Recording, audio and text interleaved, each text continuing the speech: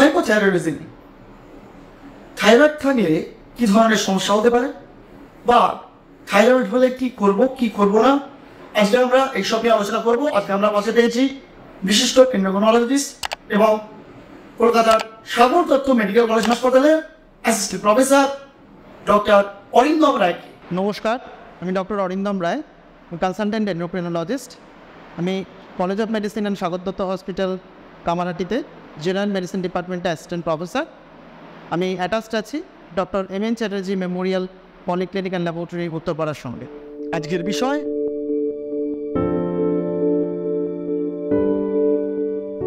Thyroid তো সাধারণত দু ধরনের হয়।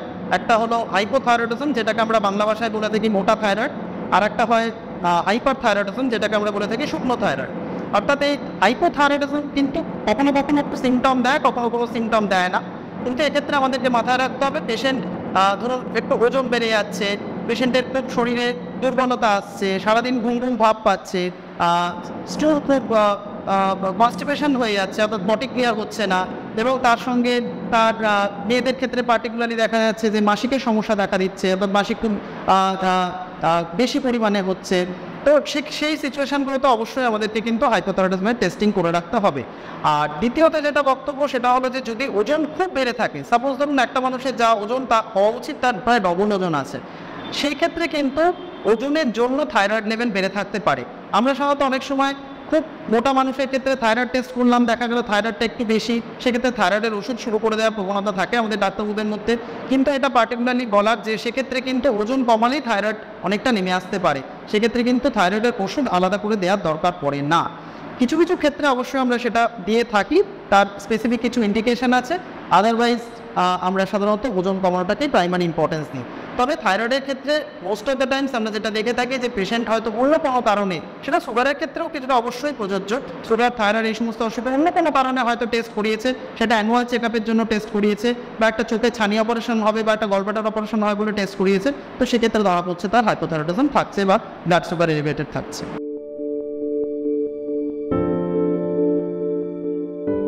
ব্লাড সুগারের সঙ্গে থাইরয়েডের ডাইরেক্ট সেই রকম খুব একটা যে সম্পর্ক আছে সেরকম ব্যাপারটা না, কারণ দুটোর কারণ সম্পূর্ণ রকমভাবে আলাদা।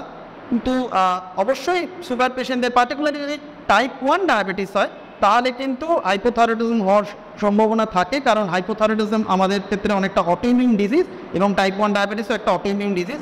কিন্তু টাইপ 2 ডায়াবেটিসের ক্ষেত্রে হাইপোথাইরয়েডিজমের ডাইরেক্ট কোনো রিলেশন নেই।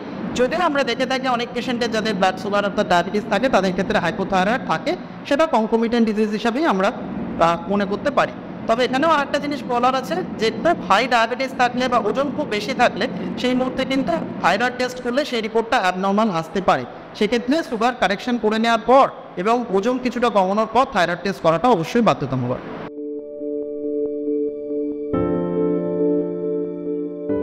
থাইরয়েডের ক্ষেত্রে সেই রকমভাবে অ্যানুয়াল চেক আপ আমরা ডাইরেক্টলি কোনো রেকমেন্ড করি না। থাইরয়েডের ক্ষেত্রে ইউজুয়ালি যাদের টাইপ 1 ডায়াবেটিস আছে তাদের ক্ষেত্রে আমরা অ্যাটলিস্ট 5 বছরে একবার করে থাইরয়েডের চেক আপ করতে বলি, কিন্তু আদারওয়াইজ রেগুলার রুটিন চেক আপের মধ্যে থাইরয়েডকে রাখা হয় না। পেশেন্ট যদি কখনো কোনো সিমটম ফিল করে তাহলে আমরা একমাত্র থাইরয়েড টেস্ট করতে বলি, সেটাও ডাক্তারবাবুর পরামর্শে। তবে এখন বিভিন্ন এই অ্যানুয়াল চেক আপ স্কিম চলে এসছে বিভিন্ন কোম্পানি থেকে, তাদের জব যারা করে তাদের ক্ষেত্রে অ্যানুয়াল চেক আপ করায়, তো সেক্ষেত্রে অনেক সময় দেখা যাচ্ছে থাইরয়েড টেস্টিং থাকছে এবং সেখানে হয়তো থাইরয়েড ডিটেক্টেড হচ্ছে, কিন্তু রুটিন স্ক্রিনিং পদ্ধতি হিসাবে এখনো পর্যন্ত থাইরয়েডকে কিন্তু সেই টেস্টের মধ্যে ধরা হয় না।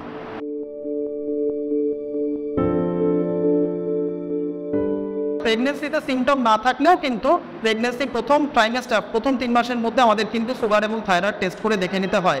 এবং খুব ভালো হয় যদি প্রেগনেন্সি আসার আগেও অ্যাটলিস্ট যে মহিলা ধরুন গর্ভবতী হতে চায়, প্রেগনেন্ট হতে চায়, সেও কিন্তু একবার টেস্ট করে দেখে নেওয়া উচিত যে তার থাইরয়েড ফাংশন ঠিক আছে কিনা।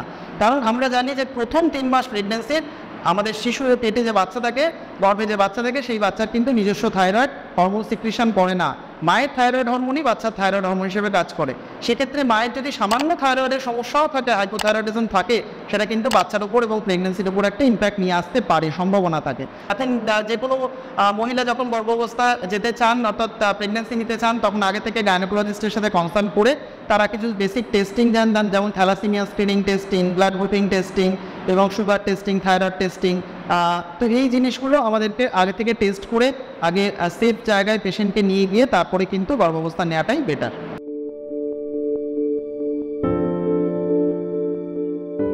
বাচ্চার প্রথম 3 মাসের মধ্যে কিন্তু নিজস্ব থাইরয়েড গ্ল্যান্ড থেকে হরমোন সিক্রিশন হয় না, এবং সেক্ষেত্রে বাচ্চার ব্রেন ডেভেলপমেন্ট কিন্তু কমপ্লিটলি ডিপেন্ড করে থাইরয়েড হরমোনের উপর, এবং সেটা কিন্তু মায়ের থাইরয়েড হরমোনের উপর। কাজে মায়ের থাইরয়েড যদি খুব কম থাকে, অর্থাৎ হাইপোথাইরয়েডিজম যদি খুব ওভার থাকে, তাহলে কিন্তু সেটা বাচ্চার ব্রেন ডেভেলপমেন্টে এফেক্ট করতে পারে। এবং এটা সাধারণত আমরা কোনো রকম স্ক্রিনিং করে বা কোনো টেস্টিং করে প্রেগনেন্সি অবস্থায় বুঝতে পারি না। বাচ্চা যখন প্রথম হাঁটতে শুরু করে, চলতে শুরু করে, দৌড়াতে শুরু করে, তখন দেখা যায় কথা বলতে শুরু করে, তখন যে জিনিসপত্রগুলো দেরি হয়, অর্থাৎ ডিলেড ডেভেলপমেন্টাল মাইলস্টোন, সেখান থেকে বোঝা যায় যে বাচ্চার ব্রেন ডেভেলপমেন্ট হয়নি। তখন আমরা রেট্রোস্পেক্টিভলি, অর্থাৎ পেছনটাকে চিন্তা করে দেখি যে তাহলে মায়ের সেই সময় থাইরয়েড হরমোনের নিশ্চয়ই ডিফেক্ট ছিল। কাজেই যে জিনিসটা হাইলি প্রিভেন্টেবল, এখন এই জায়গাটাকে আমরা সবসময় চাইবো যাতে এই ধরনের কমপ্লিকেশন না আসে, এবং তার জন্যই গর্ভাবস্থার পূর্বে যদি হাইপোথাইরয়েড থাকে সেটাকে কন্ট্রোল করে নিয়ে তবে প্রেগনেন্সি নেওয়া উচিত, বা যদি গর্ভাবস্থার সময় প্রথম 3 মাসের মধ্যে যত তাড়াতাড়ি সম্ভব টেস্ট করে যদি অ্যাবনর্মালিটি ধরা পড়ে সেটাকেও টেস্ট করে ট্রিটমেন্ট স্টার্ট করে দেওয়া উচিত।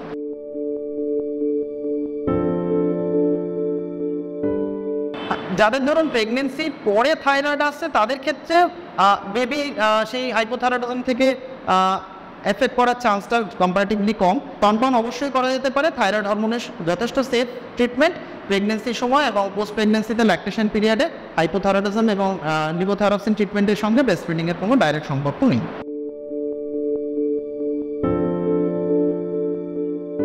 থাইরয়েড অবশ্যই কিন্তু একটি খুব গুরুত্বপূর্ণ হরমোন আমাদের শরীরে, কারণ থাইরয়েড হরমোন আমাদের বিভিন্ন মেটাবলিক প্রসেসটাকে লিড করে, আমাদের কোষের এনার্জি প্রোডাকশনে হেল্প করে। কাজে থাইরয়েড হরমোন এবং ওষুধটা খুব সিম্পল ওষুধ, সকালবেলা খালি পেটে একটি ওষুধ খেতে হয়। সুগার বা প্রেশারের মতো সারাদিনে 2, 3, 4টে ওষুধ থাকে না, কিন্তু আমরা দেখে থাকি জনসাধারণ মানুষ এই ওষুধটাকে খুব নেগলেক্ট করে, তারা ওষুধ খেতে ভুল করে, তারা যখন মনে পড়ে তখন ওষুধটা খায়। এইরকমভাবে কিন্তু থাইরয়েডের ওষুধ খাওয়া যায় না। ওষুধ খাওয়ার পার্টিকুলার কিছু নিয়ম আছে। একদম সকালে ঘুম থেকে উঠে খালি পেটে আগে ওষুধটা খেয়ে নিতে হবে। ওষুধ খেয়ে ঘড়ি ধরে 0.5 ঘন্টা থেকে 1 ঘন্টা গ্যাপ রেখে তারপরে চা বিস্কুট বা অন্য কিছু খাবার খেতে পারেন।